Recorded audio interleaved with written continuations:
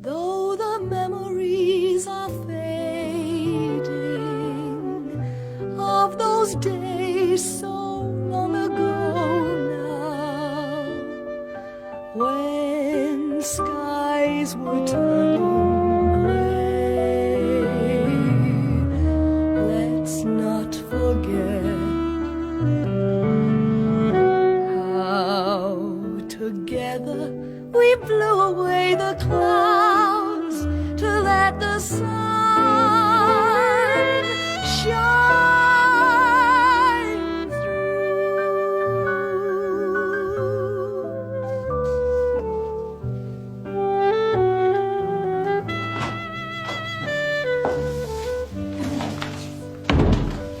Cold out there. Many down there this morning? Oh, it's packed. Is it? Must have got more rations than we've got then. On Sunday, January the 8th, 1940, rationing began. Butter, sugar and bacon were the first items controlled. 2 months later, on March the 11th, meat was added to the list. Unlike the earlier foodstuffs, it was rationed by price, not weight. The cheaper the cut, the more you got. You can put those away then when you've got your pinny tied up, and then I'll have a look and see what meat you've brought. Ruth Mott unpacks the week's ration of meat for herself and the evacuees billeted on her, Joyce and her small son Paul. This is a little bit of brisket, which I should do up with vegetables and that, but you must remember that this stuff will probably shrink, so it's not as much meat as it looks. So you're trying to make as much of it as you can. So we've bought this, which I shall bone out and do differently tomorrow. Homegrown food was now vital. Garden advertisements were quick to link their products with the war effort. Cloches protect seedlings and bring on early crops, but assembling them requires nerves of steel from head gardener Harry Dodson and his inexperienced land girl. Oh, Annie, I was coming for you. This is a nice job for a wet day. And I want you to carry on assembling these after I've showed you how simple it is. When you've put them together like that, just line them up with a palm of your hands. Otherwise, when they're put together and buttered together, and then they're pulled apart to attend to the plants another day, it's liable to bust the ends of the panels off. This goes on first, and it's often forgotten. I often forget it as many times as I've done it. Having got the two side panels together, then these two bottom panel hooks are put on. And it's on these, of course, which depends on the stability.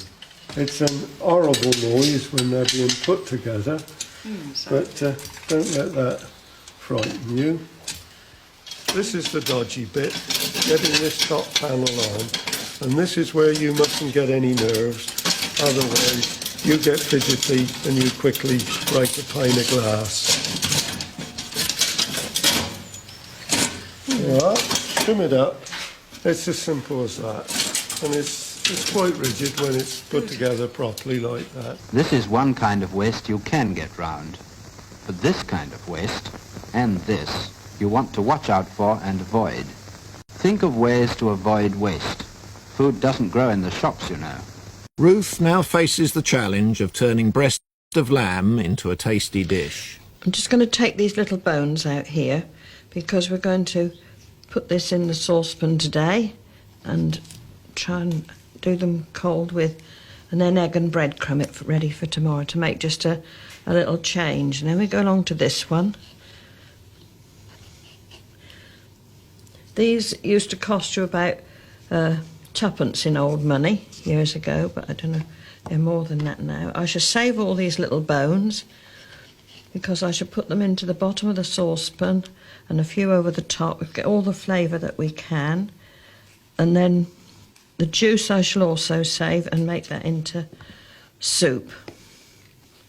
You've got to use everything, you see. You mustn't throw anything away.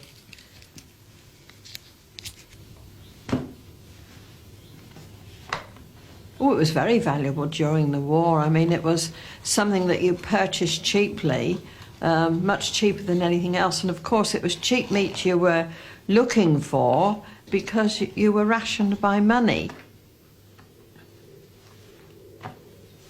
Now, just doing this so that it makes a cut, so that when the cooks, this will shrink a little, so it won't all cockle up. So you have to, I've got to fit it into the saucepan, so we shall have to fit the lamb to the saucepan. Well, we've got a few bones in there at the moment, and then we could put the meat in on top of this, because if you keep that in the bottom, you've got a little bolster, so when the water goes in, it'll cook in the steam more, and it won't stick to the bottom of the saucepan. Then we've got some more carrot and onion to go in. A bit of parsley for flavour, and if you've got a bay leaf or a little bit of thyme or anything like that, you can have that in as well. Pepper and salt, anything that will give it a bit of taste. Drop of water, not too much because we don't want to drown it, because it should set, if left overnight, with a little jelly in it. And that'll want to cook for about an hour and a half on a very low heat. To go with the lamb, Ruth has chosen something really filling. Is she nearly finished? Yes. I think do these leeks then for this leek pudding. I'll show you what to do. It's not going to be difficult, is it? No, difficult as you like to make it. So, no, we don't want all this up here. So if we take this off about here, that piece can go over there. This you'll have to take off quite low because it's getting a bit late in the season for leeks at the moment, so... And then it's into 4. So we do them through again. Now they want to go into lengths of about 1 inch. I've got a Scotch inch, of course, they don't always go quite straight.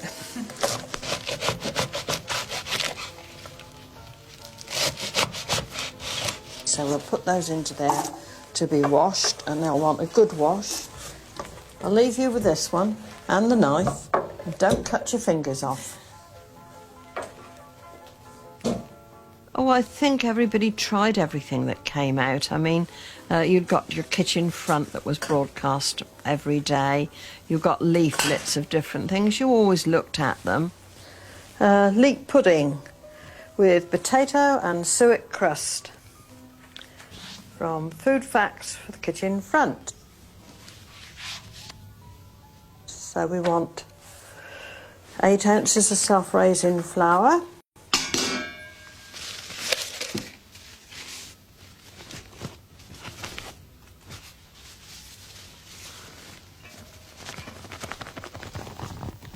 To save on the fat ration, the pastry is made with flour, suet and potato.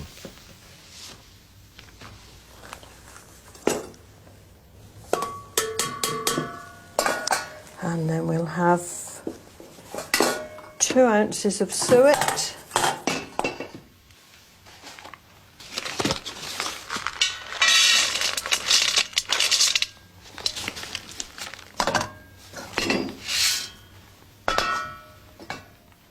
Now we've got 2 ounces of grated potato. Potato will help you save some of your fat ration towards perhaps something else later in the week, but a cake or something. It's a very small ration, so we're trying to eke it out by using potato. You can either use raw potato or mashed, and it should make you quite a nice light pastry.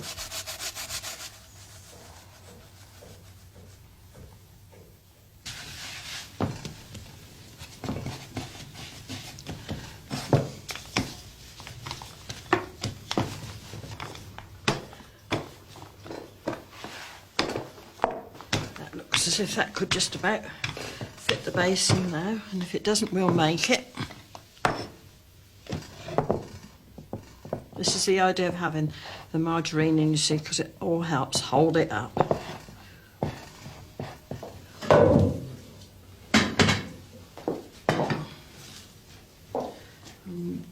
lifted enough water with these to keep them moist. These will boil down when they're inside, so you'll you know, get quite a bit of crust around it, which is help fill you up in wartime. Plenty of suet crust. That's right. It's done now. Just going to drop of water to seal the edge of this with. So we make that fit. That'll fit by the time Ruth's finished. And then we'll have to put a little piece of greaseproof pound or some old margarine paper, because we don't want the cloth too dirty, because we don't like washing dirty cloths. That's it. In a garden the size of Chiltern, with its 4 acres, compost heaps had to be constructed on the grand scale if they were to maintain the fertility of the soil.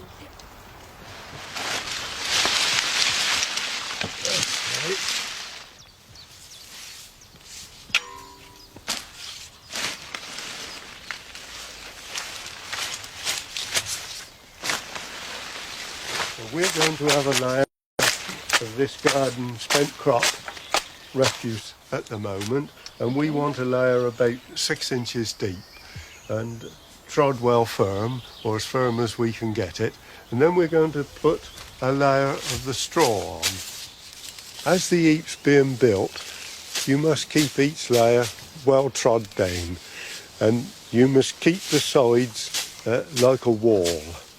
So you must put some really solid material around on the outside and then build the middle in. But tread as near as you can to the outside of the heap all the time as you're building up, because we want it when it's finished like a box. We don't want it to slip out one side or slip out the other side, or the top to slip off and fall all over the show. It's essential to wet thoroughly each layer, as dry vegetation won't rot down.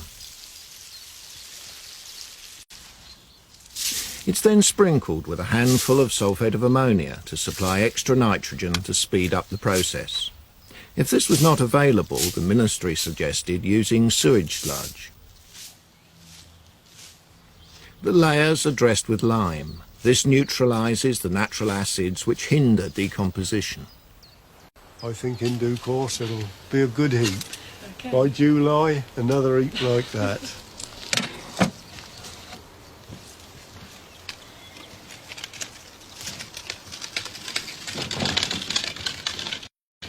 Right, I'm just going to cut this into 6 little portions, and then into the flour.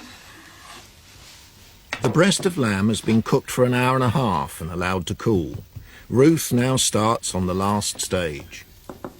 And pop it into the egg, which will stick on. We should probably have to push it a little bit because they don't always dry out quite straight. And into the breadcrumbs and cover it up nicely. And that should make us a nice little crust when we've fried it.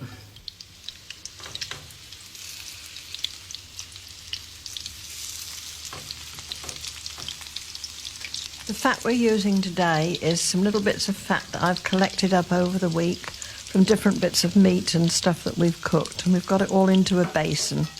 We've rendered it down and stirred it all up to make it look alike, and we're going to cook the lamb in it today because we want to save as much of our fat ration as possible to do other things with. Joyce, would you like to come and take the pudding up, please? Yes, coming. Something smells good. I think it'll be all right. Mind your fingers, won't you? Because it's... Well, I'll use the cloth. All right then.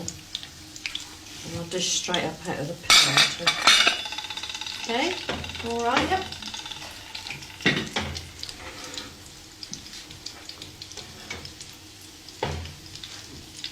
I'll just start putting some out. Plenty for me, please. Well, I don't know about there being too plenty. Have to have what you're given, like the children. I like it. I'll put that little bit back on the stove. When you've had that, if you're still hungry, you can have a little bit more.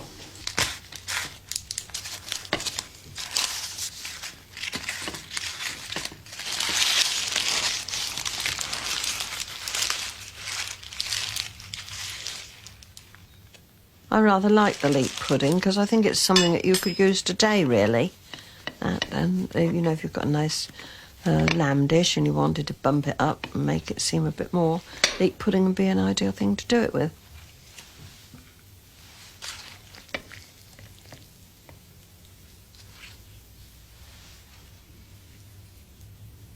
This is the BBC Home Service. Here is a special news bulletin. Denmark has been invaded by German forces, and Norway is at war with Germany. As the war edges closer, the beauty of the conservatory must be sacrificed. But Harry preserves some of his favourite glasshouse shrubs by planting them in nearby woodland. This afternoon here we've been planting some trees which have been used in the glasshouses for several years.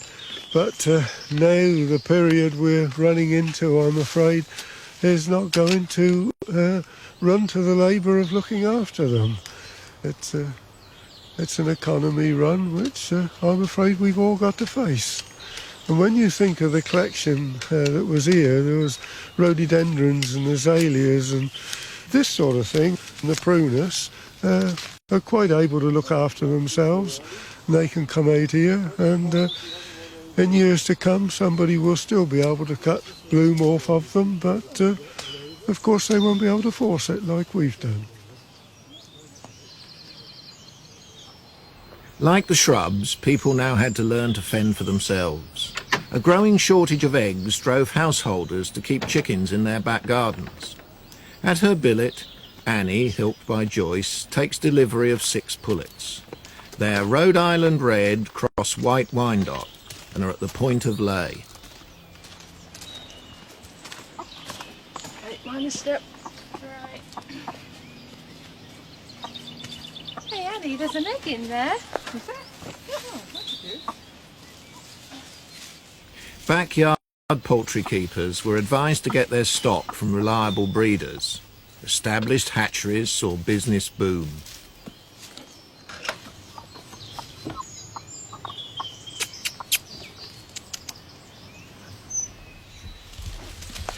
Right then, Joyce, if you open the gate, Right. and then as soon as I get one, I have to ask you to close it up quickly. I'll go for this one here. Come on. Oops. Okay.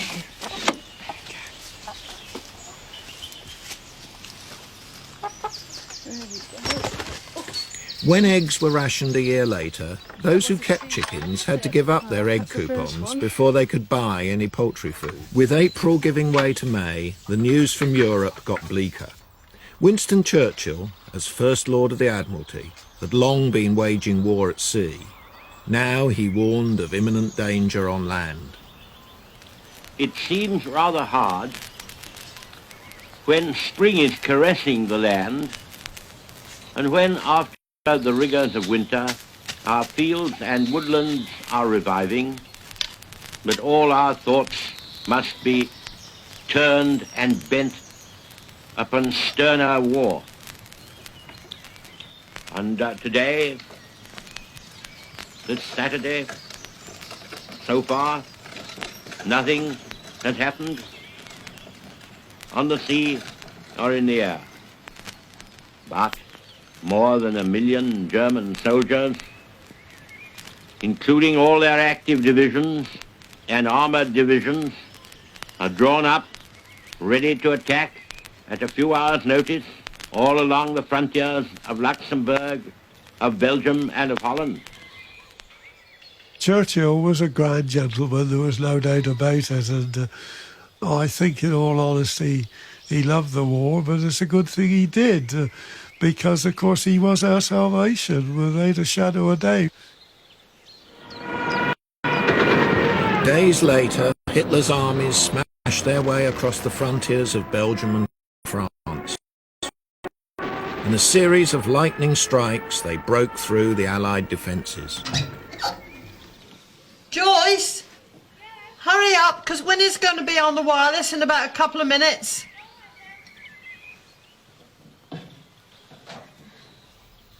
At home, the crisis on the continent toppled the government of Neville Chamberlain. Winston Churchill now came to power at the head of a national coalition government. I speak to you for the first time as Prime Minister in a solemn hour for the life of our country, of our empire, of our allies, and above all, of the cause of freedom. A tremendous battle is raging in France and Flanders. The Germans, by a remarkable I think we all thought so much of Winston Churchill. He was a great sort of morale booster, and sometimes he didn't always have pleasant things to tell you, so that you, when he was going to broadcast, you didn't really know what you were going to hear, but he'd always got a wonderful uplift at the end of a speech to sort of make you feel good. Arm yourselves and be ye men of valour, and be in readiness for the conflict, for it is better for us to perish in battle than to look upon the outrage of our nation and our altars. As the will of God is in heaven, even so let him do.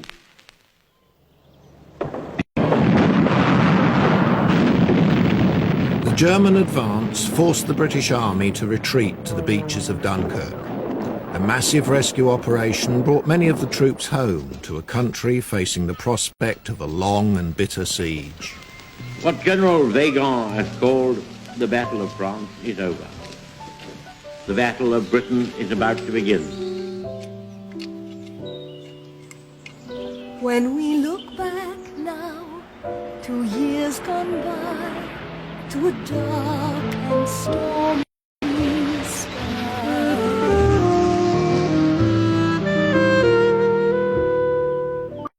do you remember how we survived?